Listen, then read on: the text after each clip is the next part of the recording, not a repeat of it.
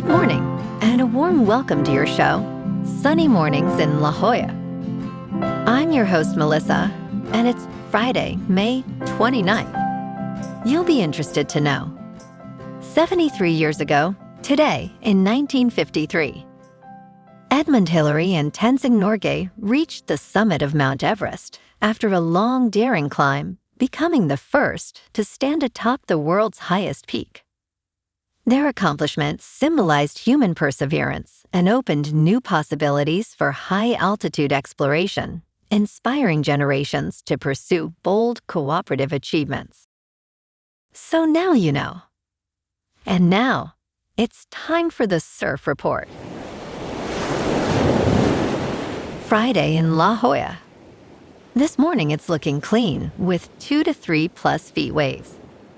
Conditions are fair now, but expect them to stay fair as the swell shifts from west-northwest to southwest later in the day.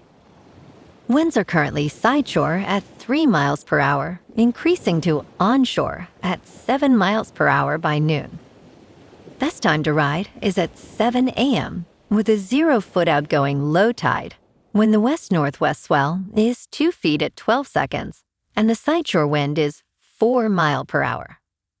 The nearshore buoy in Scripps in La Jolla reads 66 degrees for the water temperature. Conditions start off with 2 to 3 feet and clean waves on Saturday morning. As the day progresses, choppy conditions develop with onshore winds peaking at 11 miles per hour. Sunday sees a steady swell building to 3 plus feet, though conditions remain choppy throughout the day. Expect fair conditions early on Monday, with waves ranging from 2 to 4 feet and consistent winds around 6 miles per hour.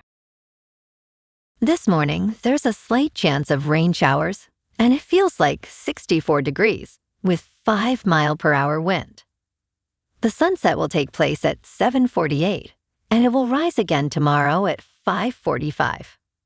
It looks like we're in for a slight chance of rain showers before 11 a.m., then mostly sunny skies with a high near 64 and a light west breeze around 8 miles per hour.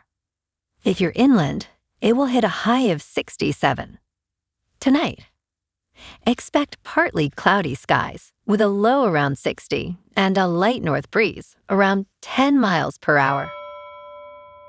Looking ahead in the weather. Saturday through Tuesday will be mostly sunny with highs around the high 60s and southwest winds around 10 miles per hour on Saturday.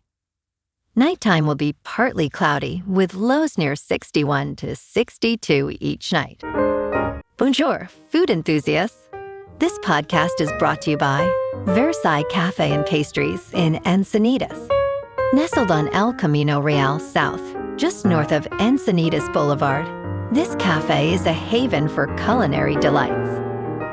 Indulge in their amazing Eggs Benedict or their gluten-free crepes. You can grab a panini for lunch or just breeze on through to get your morning coffee. They are open every day from 8 to 5. So stop on by and don't forget to tell them Sunny Morning sent you.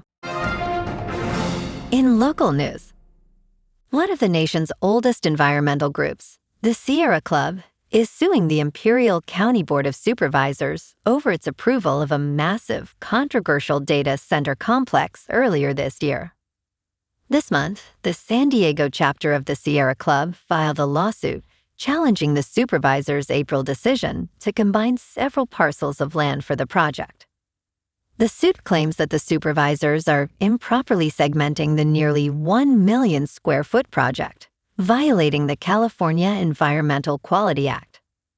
Sierra Club attorney Catherine Pettit stated, "The county is trying to avoid environmental review by breaking the project down into small pieces. Many residents are concerned that the data center will strain local resources and pollute neighborhoods."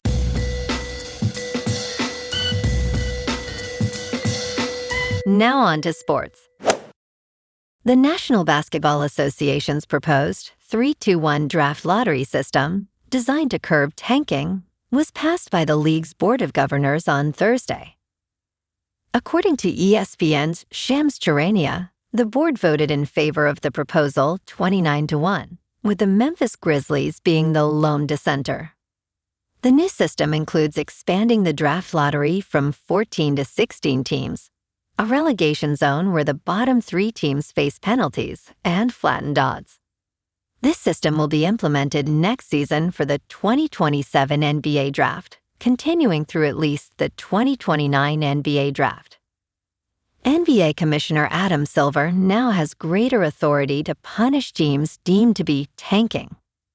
Potential punishments include fines up to $10 million, forfeiture of draft picks, and changes to draft positions and odds. The current lottery system features 14 teams that did not make the playoffs, with 3 worst records holding a 14% chance to land the number 1 overall pick. Under the new system, those teams will only receive 2 lottery balls for the top pick, while teams finishing with the 4th through 10th worst records will receive 3. Additionally, no team can acquire the number 1 pick in back-to-back years or select in the top 5 for 3 consecutive years. Silver emphasized the importance of addressing tanking, stating that it has significant business, basketball, and integrity implications for the league. This season, 8 teams won 26 or fewer games, with 5 teams suffering at least 60 losses. The Washington Wizards, who had the worst record at 17 wins and 65 losses, won the lottery, gaining the chance to select BYU forward H.A. Doug Ansa or Kansas guard Darren Peterson, number 1 overall. Under the new lottery rules, the Wizards would have had a worse chance at the number 1 pick than teams with the 4th, through 10th worst records. In local sports, the Padres head to Washington this afternoon at 3:45 to open a 3-game series against the Nationals. Lucas Giolito takes the mound for San Diego, facing Nationals starter Kyle Lobstein. The Friars are desperate to snap a 4-game losing streak after dropping all 3 to Philadelphia this week. San Diego's offense has been particularly quiet, just 2 runs across the final 2 games against the Phillies. At 31-24, the Padres sit in a competitive NL West that demands the consistency they haven't shown lately. Giolito's performance will be crucial as the team attempts to turn things around on the road. Games follow Saturday at 4:05 and Sunday at 1:35. Meanwhile, the Chargers made several moves Friday during OTAs, signing tight end Johnny Pascuzzi, safety Miles Purchase, and tackle Laken Vakalahi. Los Angeles waived outside linebacker Niles King, tight ends Tanner McLaughlin and Thomas Yasmin, and cornerback Jeremiah Wilson with an injury designation. Pascuzzi played last season at Tulane after 3 years at Iowa, helping the Green Wave to an 11-3 record and a college football playoff appearance with 12 catches for 158 yards and a touchdown. The Bolts continue shuffling their depth chart as they work toward training camp. In top news, the United States stock market pushed to more records on Thursday as profits keep piling up for companies like Dollar Tree, Snowflake, and Hormel Foods. A tentative deal to extend the ceasefire in the war with Iran by 60 days helped lift the market and rein in oil prices. The S&P 500 added 0.6% to its all-time high, while the Dow Jones Industrial Average rose 24 points, and the Nasdaq Composite climbed 0.9%. Despite high inflation and expensive oil, U.S. companies continue to outperform analysts' expectations, driving stock prices higher. Dollar Tree stock soared 17.9% after reporting fatter profits. In business news, the American Gaming Association now estimates that states have missed out on more than $1 billion in tax revenue due to the rise of prediction markets.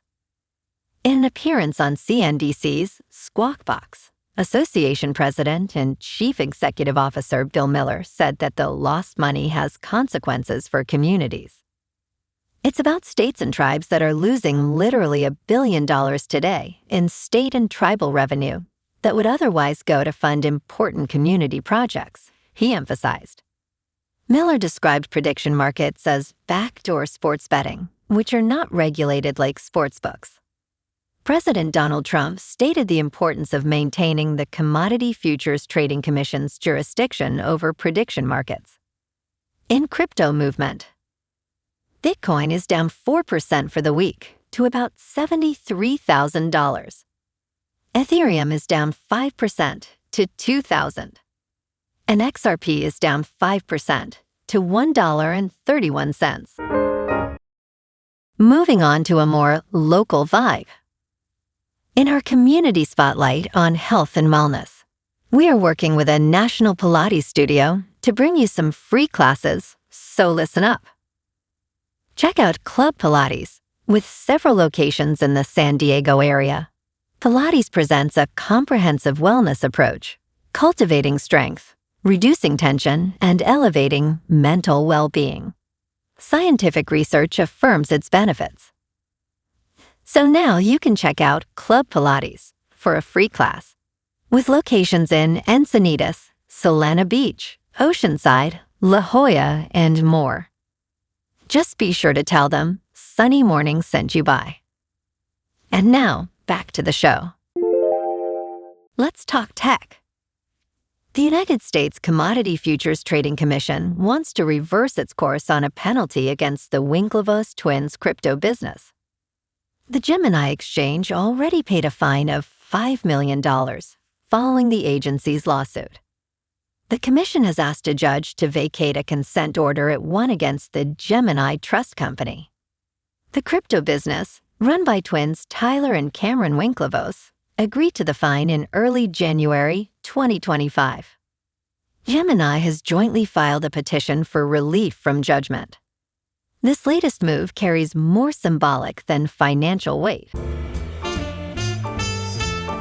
And in entertainment news, the 47th News and Documentary Emmy Awards has concluded, with Madison Wells' Prime Minister winning Best Documentary.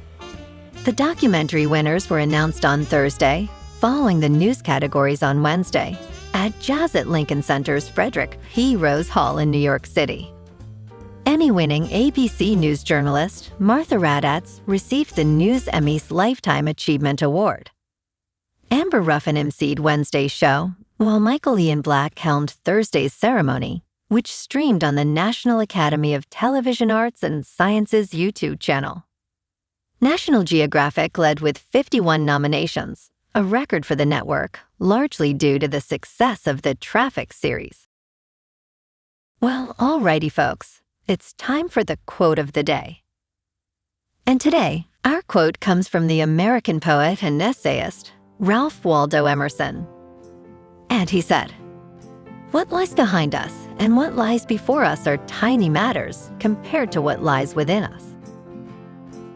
And that's a wrap for this morning. You can check out our Instagram, YouTube, and TikTok for some captivating aerial videos with local news and the surf reports. Have an amazing day, my good friends. We'll see you tomorrow with another episode of Sunny Mornings in La Jolla.